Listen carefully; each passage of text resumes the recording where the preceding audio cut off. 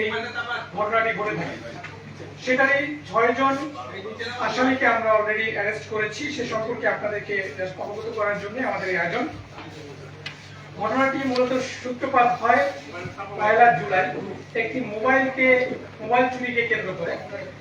বোরহান নামে যে মুরাদনগরের বাঙ্গারা বাজার টনিবাড়ি এলাকার বাজারে একটি মোবাইল চুরির একটা ঘটনা ঘটে। সেই ঘটনাকে নিয়ে ওখানে এলাকায় ওই চোরকে একটু মারধর করা হয়। সেটাকে নিয়ে মূলত প্রভাব বিস্তারকে কেন্দ্র করেই এই 3রা জুলাইয়ের ঘটনা। এই যে বোরহান, সে একজন স্কুল টিচারের একটা মোবাইল চুরি করে।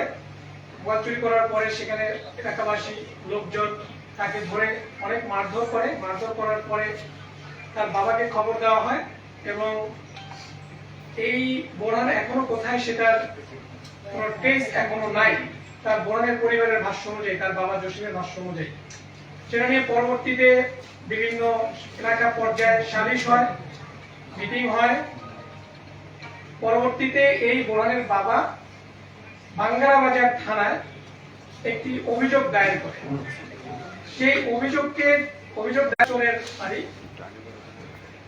তো ভিকটিমের বাবা এই রুবি আক্তারের কাছে সাহায্য চায়। যখন চুরি করার পরে সে ধরা পড়ে, তখন যখন তাকে মারধর করা হয়, তখন রুবি আক্তারের কাছে চায় যে এরকম আমার ছেলেকে এরকম মারধর করছে, তাকে পাওয়া যাচ্ছে না, তোমরা আমাদেরকে সাহায্য করো। এরপরে রুবি আক্তার এটার সাথে ইনভলভ হওয়ার পরে এই যারা এখানে বাচ্চু মেম্বার যে অ্যাকিউজড, যে অলরেডি আজকে একটি মামলা হয়েছে, আপনারা সকলে অবগত আছেন, যেখানে 38 জনকে আসামি করে এবং 20 থেকে 25 জনকে অজ্ঞাতনামা আসামি করে একটি মামলা দায়ের করা হয়েছে মুরাদনগর উপজেলার বাঙ্গারা বাজার থানায়। সেখানে 3 নম্বর আসামি হচ্ছে বাচ্চু মেম্বার।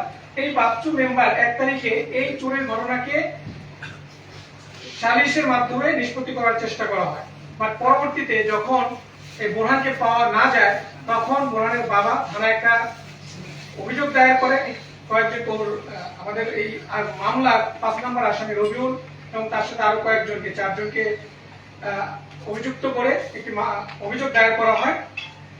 এই অভিযোগটা দায়ের করার পরে মূলত যারা এই বাচ্চু মেম্বার এবং এই রবিউল, তার ফ্যামিলির একটা আক্রোশ ছিল যে কেন অভিযোগটা দায়ের করা হয়। পরবর্তীতে 3রা জুলাই এটা নিয়ে নিষ্পত্তি করার চেষ্টা করা হয়। এটা নিয়ে পারিবারিক গ্রাম পর্যায়ে একটা মিটিং করা হয়, সেখানে এটা নিষ্পত্তি হয় না। এবং পরবর্তীতে আমাদের প্রাথমিক অনুসন্ধানে যেটা জানা যায় যে 2 তারিখ রাতে একটা পরিকল্পনা করা হয় এই রুবি আক্তারের ফ্যামিলিকে সাহায্য করার জন্য। এবং সে অনুযায়ী 3 তারিখ সকালবেলা ওই এলাকার চেয়ারম্যান সহকারে আরো কিছু ব্যক্তি, ওই বাচ্চু মেম্বার, রবিউল, এরা সবাই খুব ভোরবেলা এখানে আসে এবং রাতের বেলায় এই মামলার যে 2 নম্বর আসামি, আমাদের প্রাথমিক অনুসন্ধানে জানা যায় যে ভিকটিমের যে এখানে ছেলে, যে তিনিও মারা গেছেন এই ঘটনায়, তাকেও 2 তারিখ রাতে ফোন করে বলা হয় কালকে তুই বাড়িতে আসিস, তোর বংশ নির্বংশ করে দেওয়া হবে, এরকম একটা থ্রেট দেওয়া হয়। পরবর্তীতে যখন 3 তারিখ সকালবেলা হয়, সেখানে জমায়েত হয়। এখানে যখন রুবি আক্তারের বাড়ির সামনে সবাই যায়, যাওয়ার পরে ওই ফ্যামিলি মেম্বারকে ডাকা হয়। সেখানে কথা কাটাকাটি এবং তর্কাতর্কি হয়। তর্কাতর্কির এক পর্যায়ে এই রুবি আক্তার এবং তার মেয়ে এই চেয়ারম্যান এবং মেম্বারকে গায়ে হাত দেয় বা হাতাহাতি একটা ঘটনা ঘটে এবং সেখান থেকে মূলত এই ন্যাক্কারজনক ঘটনা সৃষ্টি হয় এবং লোকজন অতর্কিত সবাই মিলে তাদের বাড়িতে হামলা করে একই পরিবারের 3 জনকে, যেখানে রোকসানা আক্তার রুবি, তার ছেলে রাসেল এবং তার মেয়ে জোনাকি, তাদেরকে নির্মমভাবে পিটিয়ে হত্যা করা হয় এবং তার বাড়ি ভাঙচুর করা হয়। এবং সেখানে তার আরো 2 জন মেয়ে ছিল, তারা যদিও সেখানে আহত হয়ে তারা পালাতে সক্ষম হয়। একজন এখনো হসপিটালে অ্যাডমিটেড আছে। এই ছিল মূলত ঘটনা। একই পরিবারের 3 জন নিহত হয়। যারা নিহত হয়েছে তাদের নামে অনেক অভিযোগ ছিল আগে এবং তাদের প্রতি এলাকাবাসীর একটা আক্রোশ ছিল, সেটাও বোঝা যায়। এবং যে রুবি আক্তার, তার নামে আমরা সোফার 11টা মামলা পেয়েছি এবং তার ছেলে, তার নামে 9টা মামলা রয়েছে। এই ছিল মূলত 3 তারিখের যে ঘটনাটা। সেখানে জড়িত আমরা 6 জনকে অ্যারেস্ট করেছি। এর মধ্যে যে মামলা, তার মামলার 3 নম্বর আসামি, 5 নম্বর আসামি এবং 33 নম্বরের যে অভিযুক্ত, তাদেরকে আমরা অ্যারেস্ট করেছি এবং সাথে আরো 3 জন তাদের সহযোগীকে অ্যারেস্ট করা হয়েছে। সেই ছিল। আপনাদের যদি কারো কোনো কোশ্চেন থাকে এই সম্পর্কে। কোনো রাজনৈতিক পরিচয় তাদের মিলেছে কিনা যারা হত্যাকাণ্ডে জড়িত, বা কোনো রাজনৈতিক ঘটনাকে কেন্দ্র করে এই হত্যাকাণ্ডের ঘটনা? আমি ঘটনার মোটিভ অলরেডি বলেছি, এটার সাথে রাজনৈতিক কোনো অ্যাফিলিয়েশন আমরা এখনো করি। যারা হত্যাকাণ্ড চালিয়েছে তারা কি কোনো রাজনৈতিক দলের সাথে যুক্ত আছে? একই প্রশ্ন, বাট তারপরও এটার সাথে রাজনৈতিক, আমি বলেছি যে একটা মোবাইল চুরিকে কেন্দ্র করে এবং থানায় অভিযোগকে দায়ের করা নিয়েই মূলত এই ঘটনাটা ঘটে এবং এটা আক্রোশের একটা শিকার। একটা মব, এটা মব। এই যে বোরহান যে মেইন চুরিটা করেছিল তাকে আসলে ধরার জন্য আপনাদের কি প্রক্রিয়া চলছে? কারণ ওকে নিয়েই তো কেন্দ্র করে মূলত হচ্ছে ঘটনাটি ঘটে এবং মূল যে উস্কে দেওয়ার ঘটনা এটা লিড দিয়েছে কি?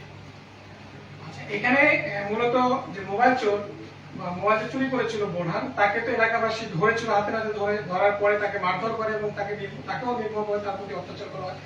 পরবর্তীতে তার বাবাই যখন তাকে পাওয়া যায় না, এখনো মিসিং আমরা যতটুকু জানি এলাকার খবরে, যে সে তাকে এখনো খুঁজে পাওয়া যায় না। তো তাকে না পাওয়ার পর প্রেক্ষিতে কিন্তু থানায় একটা অভিযোগ দায়ের করে তার বাবা, বোরহানের বাবা। পরবর্তীতে এটাকে নিয়ে যে থানায় অভিযোগ দায়ের করাকে নিয়েই যাদের মোবাইল চুরি করেছে প্লাস হচ্ছে যারা এটা সালিশ মিটিং করেছে, এখানে বাচ্চু মেম্বার যে এলাকার মাতবর তিনি, এবং যেহেতু অভিযোগটা দায়ের করেছে এর প্রেক্ষিতে তাদের মধ্যে একটা ক্ষোভ জন্মে এবং এখানে এই বোরহানের ফ্যামিলিকে সহায়তা করছিল এই রুবি আক্তার। তো তারই প্রেক্ষিতে মূলত এই ঘটনাটা ঘটে।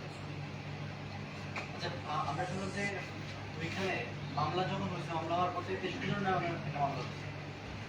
63 জন নামে অলরেডি বলেছি, 38 জনের নামে 38 জনকে করে নাম দিয়ে এবং আরো কিছু অজ্ঞাতনামা দিয়ে মামলাটা হয়েছে।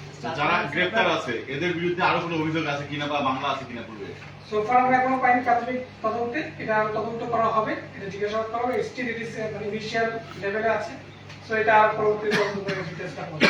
আমরা একটুখানি একটা বিষয় যে আপনার এই নৃশংসতা শুরু এবং শেষ কয়েকদিনের মধ্যে আপনার এটা শুরু হলো, মানে কতদিনের মধ্যে? আচ্ছা, ঘটনা ঘটেছে 3 তারিখে, আজকে 5 তারিখ। একটা বিষয় করে একটু কার কেমন ইনভলভমেন্টটা ছিল, এই প্রথম মানে একদম অ্যাক্টিভ পার্টিসিপেন্ট যেটা কারা কারা ছিল এটা একটু যদি বলতেন ডিটেইল, মানে আমরা একটু ডিটেইল আপনার ওই দিনের ঘটনাটা। I understand your point.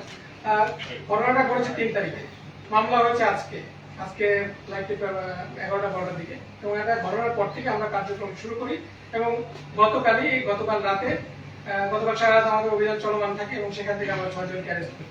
তো মামলা হওয়ার আগে আমাদের কিছু চলে আসে, কারণ আমরা এদিকে অলরেডি কার্যক্রম শুরু করি এবং আজকে মামলা হওয়ার পরে, তো মামলা হওয়ার আগে কিন্তু আমাদের অ্যারেস্ট ঘটনার পরে, সো বেশি সময় যায় না।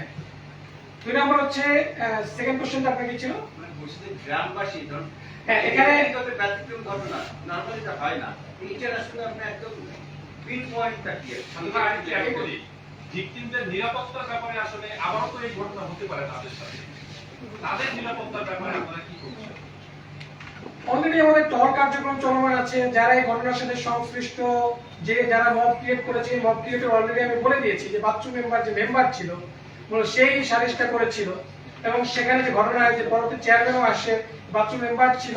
এখানে আরেকজন আসামি রবিউল, তার ভাইয়ের মোবাইলটা চুরি হয়েছে, সেও এখানে ছিল। তো এখানে অলরেডি 3-4 জন কিন্তু মানে মেইন অ্যাকিউজ যারা এই মবটাকে ইন্ধন দিয়েছে তাদেরকে, সো অলরেডি তারা কিন্তু, আপনি যদি বলেন যে নিরাপত্তা, এই যে অ্যারেস্টের মাধ্যমে তো ভিকটিমের পরিবার নিরাপত্তা পাচ্ছে। আমরা তো ব্যবস্থা নিয়েছি, এখানে একটা মব ক্রিয়েট হয়েছে, সেটার এগেইনস্টে ব্যবস্থা গ্রহণ করা হয়েছে। অন্যান্য আইন শৃঙ্খলা বাহিনী, এখানে পুলিশ কাজ করছে, সেনাবাহিনী কাজ করছে, সেনাবাহিনী টহল দেওয়া হচ্ছে।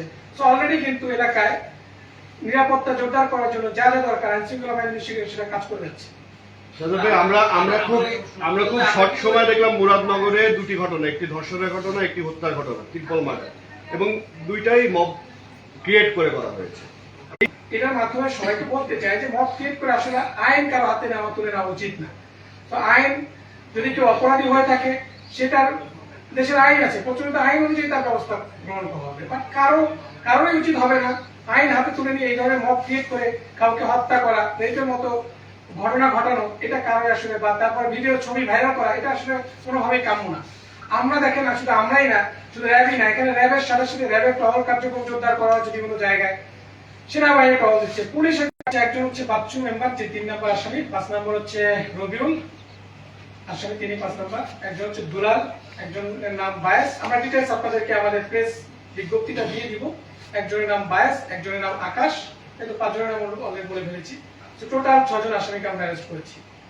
আপনাদেরকে প্রেস বিজ্ঞপ্তিটা দিয়ে দেওয়া হবে, এবং ডিটেইলস আপনারা পেয়ে যাবেন। এখানে আপনার হচ্ছে 63 আপনি যে আকাশন বললেন, সবার পরে লোকাল এরিয়াতে কথা বলুন তো পুরুষ পাওয়া যাচ্ছে না, পুরুষ শূন্য হয়ে গেছে গান, আমার একটা আলাপ করতেছে।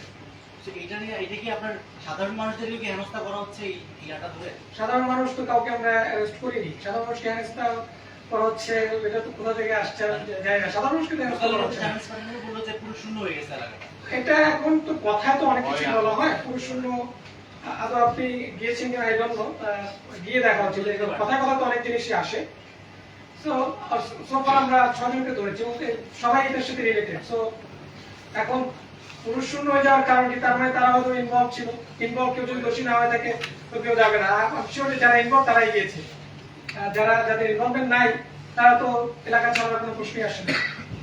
একটা বিষয় আপনি বলছেন মবের কথা, হ্যাঁ, আমার ভাই বললেন একই জেলাতে ভয়ঙ্কর ঘটনা যেটা একটা পুরো গ্রামবাসী আপনার মোটামুটি বহু লোক এটাতে অংশগ্রহণ করার এইটা নেপথ্যে আপনার রাজনৈতিক কারণ, সামাজিক কারণ, অনেক কারণ থাকে। আপনারা যেগুলো কাজ করেছেন বেসিক্যালি এই এত নৃশংসতা যেটা মানুষ হতে পারে কি কারণ একটু যদি বলতেন ডিটেল।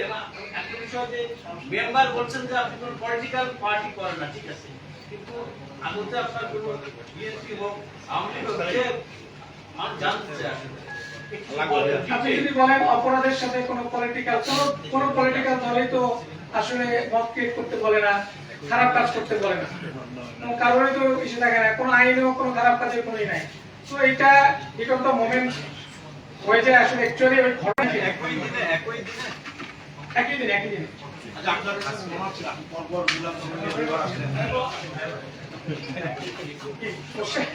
শেষ করি। Thank you.